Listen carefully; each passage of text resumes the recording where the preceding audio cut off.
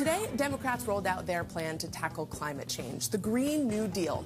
It's an ambitious proposal to reform transportation and infrastructure with the hopes of dropping U.S. carbon emissions to zero by 2030. Now, it does not include the controversial carbon tax, and it also doesn't explain how Dems are going to pay for the plan. Representative Alexandria Ocasio-Cortez and Senator Ed Markey from Massachusetts introduced the resolution. AOC stopped by MSNBC's Meet the Press Daily to talk about House Speaker Pelosi's reaction to the Green New Deal. And spoiler alert, Pelosi didn't seem too impressed. This is a big part of when you actually break down our strategy on the Green New Deal. Even when you go all the way back to our requests in the fall, we were talking about the need to draft or come up with a blueprint by 2020. Because what this really is an organizing play. It's so that by 2020, we can get all of those chess pieces in order. We can get a majority in the House, we can get a majority in the Senate, we can capture the presidency, and we can get things done. So when Pelosi was asked about it, she couldn't come up with the name of it and called it the Green Dream. But despite Pelosi talking about the deal the same way your parents probably did with your Pokemon cards, plenty of 2020 contenders like Kamala Harris and Elizabeth Warren are lending their support. So the Green New Deal has its fan club in the Democratic-controlled House. But there's an ice cube's chance in global warmed Antarctica this resolution would get a vote in Mitch McConnell's Senate. So I was curious, what's the Dem strategy here? Fire up the base with an aggressive new agenda? I called Waleed Shahid from Justice Democrats. That's the organization that helped get AOC elected. So the numbers aren't there for the Green New Deal to pass. And I'm just curious, what are you hoping to accomplish with this if those odds are against you? Well, right now, it's, a lot of people ask, what is the Democratic Party for? The Green New Deal is a positive vision for what our society could be. It's a renewal of a social contract that, started under the New Deal around FDR's call for a second Bill of Rights, a right to a job, a right to health care, a right to housing, a right to compete without monopolies. And the Green New Deal really takes that tradition of Democratic Party liberalism and expands it for the 21st century, where we have our economy and climate changing so rapidly. We need government to step in and create a new social contract that provides every American with what they need to thrive.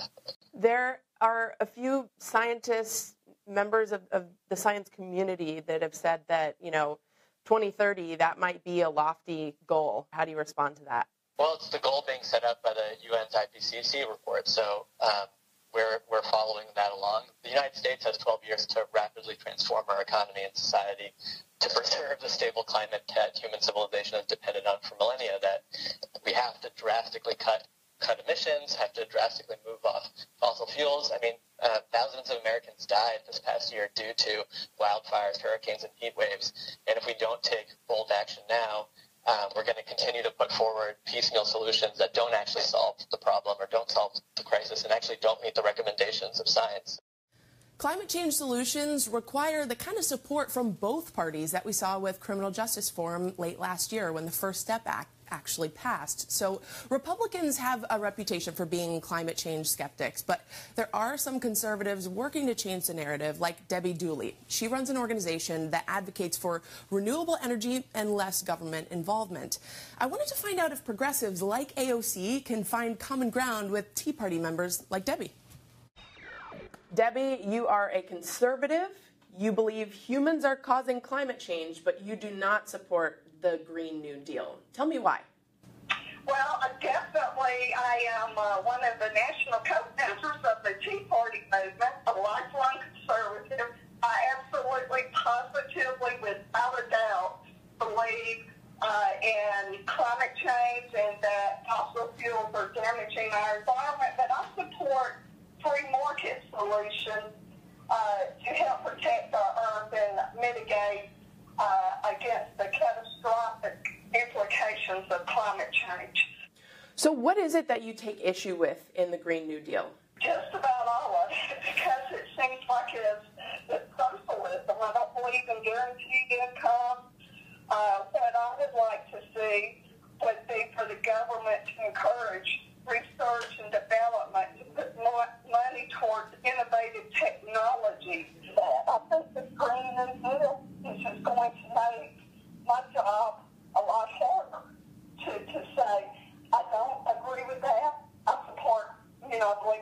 change.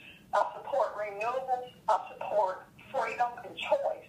Let's come up with real solutions both sides can agree on. All right, we'll have to wait and see if that can actually happen, if both sides can work together. But Ocasio-Cortez also talked about what she's looking for in a 2020 candidate on Meet the Press Daily. Let's be frank here. You've created a political movement. However people want to disagree. So you have some, potentially you might have some sway, right? Nobody wants to assume anything. What are you looking for in a presidential nominee this year? Well, first, just corollary. I don't think I've created a political movement. I think I'm part of one. Fair enough. But I think in terms of what I look for, I think that it's really about the comprehensive understanding of this moment that we're in right now as a country and our ability to articulate it. And so I don't think that a 2020 nominee can afford to be bad on issues of race. I don't think they can afford to be bad on issues of economic justice either. I think. How do you define economic justice, though? So when we talk about things like the role of the labor movement, the role of labor in the working conditions of everyday Americans, when we talk about fighting doggedly for workers, for whether it's wages, whether it's union jobs, whether it's good jobs, I think that is what we're really talking about in terms of fighting for economic justice.